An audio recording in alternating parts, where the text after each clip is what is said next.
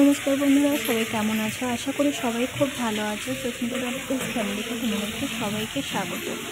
তো সকালবেলা প্রায় অনেক কিছু কাজ কমপ্লিট করে ফেলেছি, সেটা তোমাদেরকে পরে দেখাবো।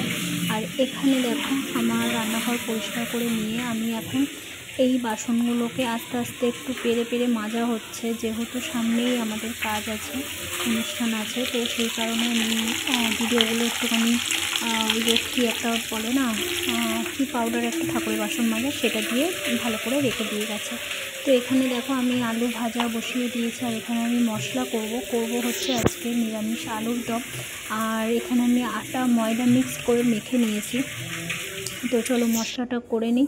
আমি একটুখানি ওটা শর্ট করছিলাম, যেটা একটা রেসিপি তোমাদের সঙ্গে পরে শেয়ার করবো, সেই জন্য হাতটা দিয়ে মশলাটাকে ওরকম করে নিলাম। তো যাই হোক, চলো এখানে দেখো আমি আলু ভাজা কমপ্লিট হয়ে গেছিলো, আর মশলাটা করে নিচ্ছি এখানে। এর মধ্যে তো কী কী দিয়েছি তোমাদেরকে বলে দিই।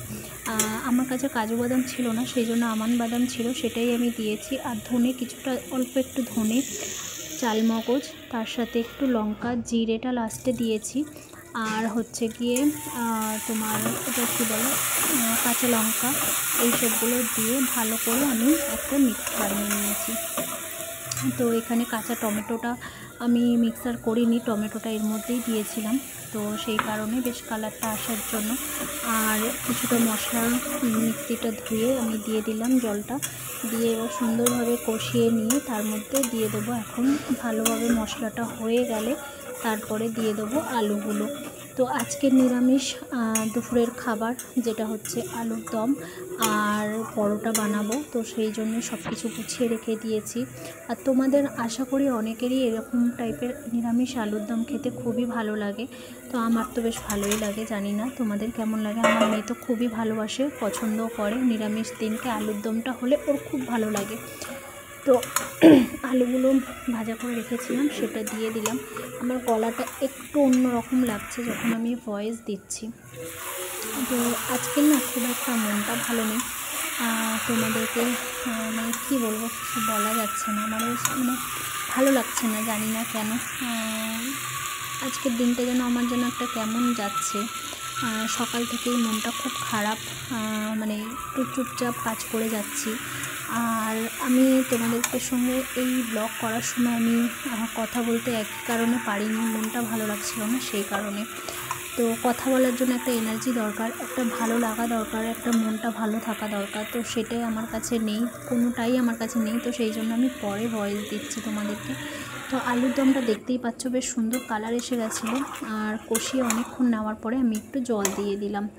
তো এর মধ্যে অনেকটাই পরিমাণে জল দেব, কিন্তু লাস্টে দেখবে কি সুন্দর হয়ে যাবে, মানে তরকারিটা না একদম মাখা মাখা হয়ে যাবে, যেহেতু বাদাম দেওয়া আছে, তারপরে চালমগজ দেওয়া রয়েছে, সেই জন্য। তো আর দিয়েছিলাম হচ্ছে নুন আর একটু কাশ্মীরি গুঁড়ো লঙ্কা, কাঁচা লঙ্কা বলছি, দেখেছো তো? আমার সত্যি কথা বলছি, বিশ্বাস করো আজকে আমার না একদমই মনটা ভালো নেই।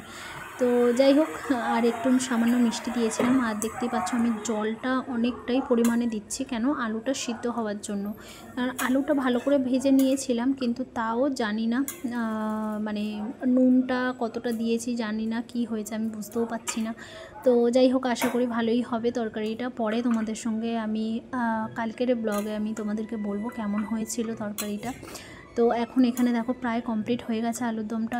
তোমরা বিশ্বাস করবে না যে এই আলুর দমটা না, মানে আমাদের না আদা রসুন পেঁয়াজ দিয়ে যে আলুর দমটা আমরা খাই, তার থেকেও না আমাদের এই টাইপের আলুর দমটা বেশি ভালোবাসি আমরা।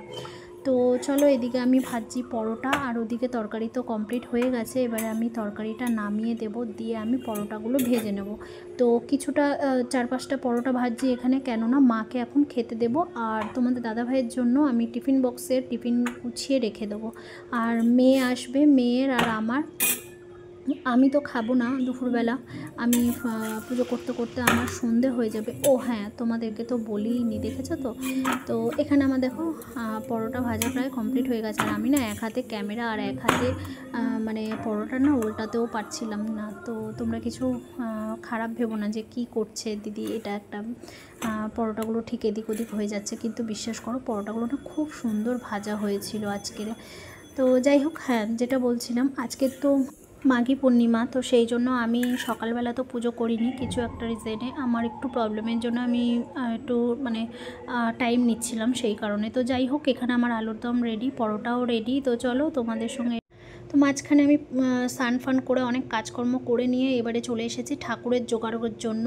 তো জোগাড়ে দেখো এখানে আমি তোমাদের দাদাভাই সবই গুছিয়ে রেখে গেছে, আর ঠাকুরের বাসনগুলো মেজে আমি উল্টে রেখেছিলাম আর কি, জলটা ঝরার জন্য। তো অনেক দিন হয়ে গেছে ঠাকুরগুলোকে সুন্দরভাবে দেখিনি, বা ঠাকুরগুলোকে সুন্দরভাবে পরিষ্কার করে পুজো করা হয়নি। যেরকম পেরেছে সেরকমই করেছে ঘরের বাচ্চা এবং তোমাদের দাদাভাই। তো যাই হোক, তারপরে আমি ঠাকুরের সমস্ত কমপ্লিট করে ফেলে এখানে চলে এসেছিলাম। দেখো ফল টল কেটে সব গুছিয়ে নিয়েছি। আর এইটা হচ্ছে একটা নৈবেদ্যের থালা বানিয়েছি, যেটা প্লেটটা 9 রকম দিয়েছি।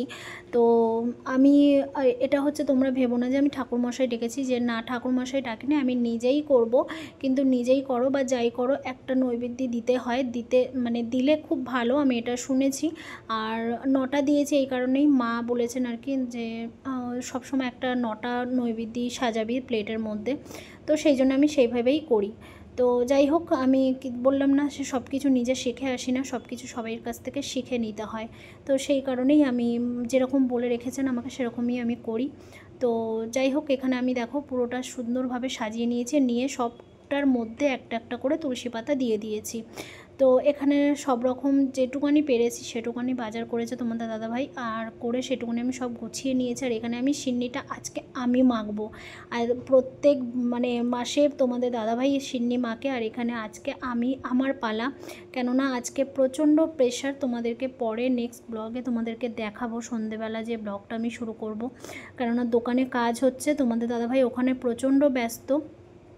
তো সেই কারণেই তোমাদের দাদাভাই দুপুরবেলা যদি থাকতো করে মেখে দিত এটা। তো আমি এখানে সিন্নিটা মেখে নিয়ে একটু সুন্দরভাবে সাজিয়ে নিয়েছি। এতক্ষণ তোমাদের সঙ্গে সকালবেলা থেকে আমি কোনো কথা বলতে পারিনি, একটাই কারণ, আমি সকাল থেকে আজকে শুধু গান শুনে গেছি আর কাজ করে গেছি, আর মনটা একটু অফ ছিল। তো সেই জন্যই আমি গান শুনছিলাম সারাটা দিন ধরে। তো গান শুনতে শুনতেই কাজ করছিলাম, আর সেটুকুনি তোমাদের সঙ্গে শেয়ার করছিলাম। তো তোমরা দেখেছো আমি ভোগের থালা গোছাচ্ছিলাম, ফল টল কাটছিলাম, সিন্নি করে নিয়েছি, সব কিছুই হয়ে গেছে।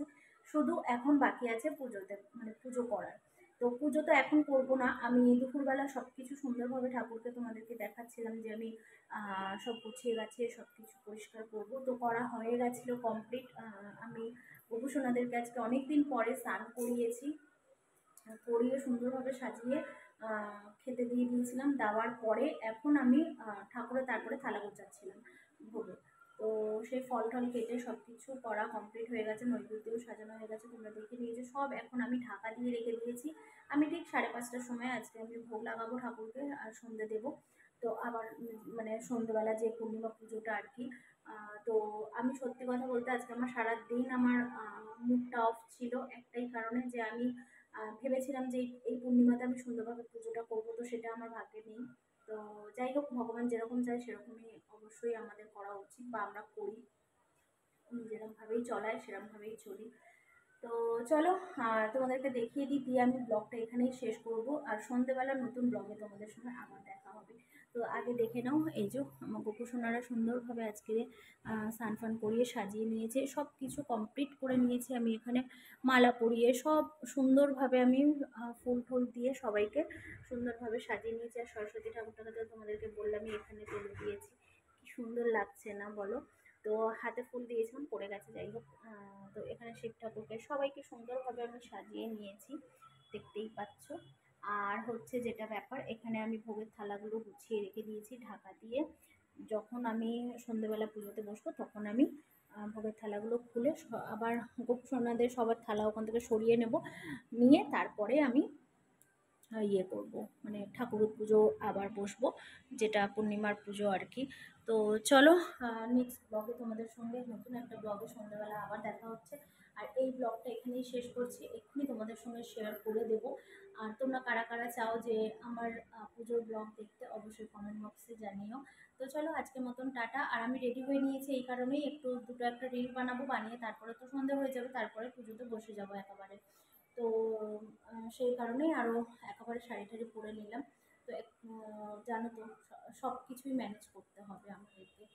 তো চলো আজকের মতন টাটা, সবাই ভালো থেকো, সুস্থ থেকো। ব্লগটা ভালো লাগলে অবশ্যই একটা লাইক করে দিও, শেয়ার করে দিও, আর কমেন্টে জানিয়ে যাও তোমরা কারা কারা আমার সন্ধ্যেবেলা পুজো দেখতে চাও। তো অবশ্যই আমি তোমাদের সঙ্গে শেয়ার করবো। তো চলো আজকের মতন টাটা, আবার নতুন একটা ব্লগে তোমাদের সঙ্গে সন্ধ্যেবেলা দেখা হচ্ছে। টাটা।